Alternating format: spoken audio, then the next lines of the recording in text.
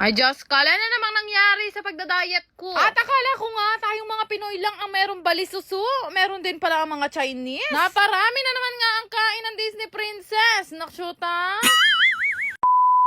For today's ganap nga, meron akong ichichika sa inyo. Alam nyo na ba na meron bagong bukas na Chinese restaurant? Dito yan located sa may Angeles City, Pampanga. Panigurado hindi pa dahil mahina kayo sa chismis. Nakshuta? Diba? Parang Binondo lang ang datingan pero yan ay located dito lang sa Pampanga. Dating nga sa itsura, sa pagkain at sa ambience, Binondo ang style nila. At kung nagke-crave kayo sa mga Chinese food, dadaling ko kayo dito sa Little Chinatown na located lang sa Angeles City, Pampanga. Pasok nga namin dito ni Bebo, akala namin maliit lang pero nung binuksan namin yung pinto, ay Diyos ko, pwede kayo mag-practice ng street dance. May mga araw kasi na sobrang nagke-crave nga kami ni Bebo sa mga iba't ibang cuisine kagaya nga ng Chinese. At dahil iba't ibang part na nga ng China ang napuntahan namin dalawa ni Bebo, gustong-gusto nga namin ng mga pagkain ng Chinese, Your Honor.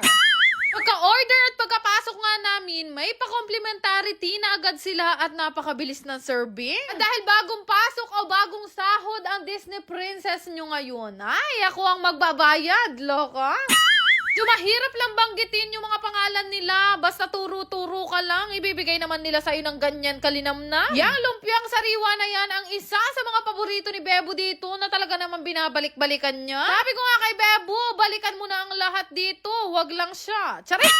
Umorder rin kami syempre ng soup, hindi pwedeng mawala yan. Meron din kami mga in-order dalawa ni Bebo na bago nga sa paningin namin. Ito nga yung in-order namin na mukhang mga balisusu na tinatawag sa probinsya namin. Actually, karamihan sa mga pinag-order namin ngayong araw, halos first time nga namin matitikman. Kaming dalawa kasi ni Bebo kapag ka naku-curious talaga kami sa lasa, ino-order o kinakain namin yan para sa susunod, alam na nga namin. O kagaya nga nito, yung para siyang balisusu pero hihiwain mo siya sa gitna. At nung nahiwa ko na nga siya, o diba, it looks like biringge sa may Ilocos Norte. Hindi ko nga alam kung ako lang, bago ako kumain talaga ng bagong pagkain, inaamoy ko muna. Pero nung natikman ko nga itong bago naming in-order, ay ba, aburian ke? Dalawa nga yung in-order namin, pinasubukan ko na rin kainin ni Bebo itong in-order na nga isa pang balisusu. Katapos nga noon, dumating na rin itong in-order naming napakalaking pata. Ilang beses na rin kami kumakain dito ni Bebo sa may Little Chinatown. At yung pata na yan ang hindi pwedeng mawala palagi. Guys, secret lang natin to. Sobrang paborito ko ang pata, lalo na kapag kaganyang kalambot. O ayan, ang isa sa mga malaking dahilan kung bakit hirap na hirap ako magpapayat. Nakshuta. Abe, paano mo namang matitiis itong pata nila na konti mo lang kurtin, naghihiwalay na yung laman sa taba? Gusto ko nga yung timpla ng pata nila dito, manamis na medyo maalat, na saktong-sakto lang din talaga sa timpla. Grabe talaga dito sa Little Chinatown, binondo ang style kahit sa mga serving ng pagkain nila. O, lenyo naman ni, bago lang din yan sa paningin namin at ngayon lang din namin masusubukan ni Bebo. O, ayan na naman, dating gawin na naman, at kapag ka umu-order kami, dobli-dobli. Kaya ngayon nagtuturuan kami kung sinong uubos ng mga nasa plato na yan. Ay Diyos ko, parang may gender reveal sa sobrang dami naming pagkain. Siya nga rin to sa pinagmamalaki nila dito at yan ang isa sa mga paboritong kainin ni Bebo. Nabalo kang Bebo, nang kailig kindi ko.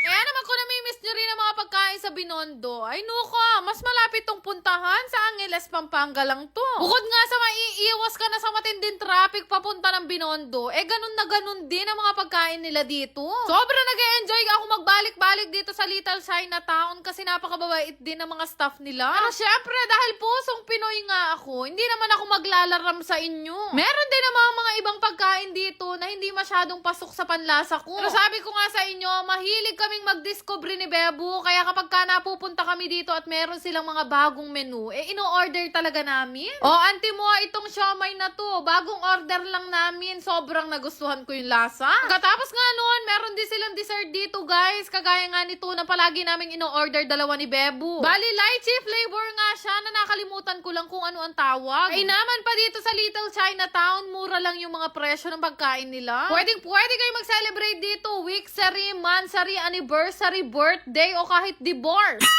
Kung may magtatanong pa rin, ang Little Chinatown ay located dito sa Angeles City, Pampanga. Kaya naman anong ginagawa nyo? Bawasan nyo na yung pera nyo. Kumain na rin kayo dito, naksuta. Salamat! Hi guys! Gusto ko lang i-share sa inyo itong pinaglilibangan kong laro. Ito nga yung apaldo. Una sa lahat, ito ay mahigpit na ipinagbabawal sa bata at ito ay libangan lamang. Lalaro ko lang to kapag ka may extra at may free time ako. Kaya kung wala kayong extra dyan, huwag nyo nang isakripisyo. Kaya nga niyan, naipon na nga dito yung napanalunan ko at umabot na nga ng 18,000. Ito nga, super ace ang kadalasan ko laruin dito kasi malaki talaga akong manalo. Usong-uso kasi ito ngayon, kaya naman sinubukan ko rin at legit malaking ang manalo. Kaya nga niya na-scatter ako at bawat spin minsan umaabot talaga ng libo-libo. Di nga yan mahirap laruin, pindot-pindot ka lang tas magugulat ka. Malaki na pala yung napanalunan mo. Kasi kahit ako, minsan nagugulat talaga ako ng bongga. Pero ayun nga, play responsibly. Pero sa laro, hindi naman palaging panalo. Natatalo din ako. Pero ngayon, tingnan nyo ganyan, kalaki yung napanalunan ko. From 18,000, 22,000 na siya ngayon. Dahil dyan, lahat na magre-register sa link ko na nasa comment section, magkakaroon kayo ng ayuda sa akin. Go!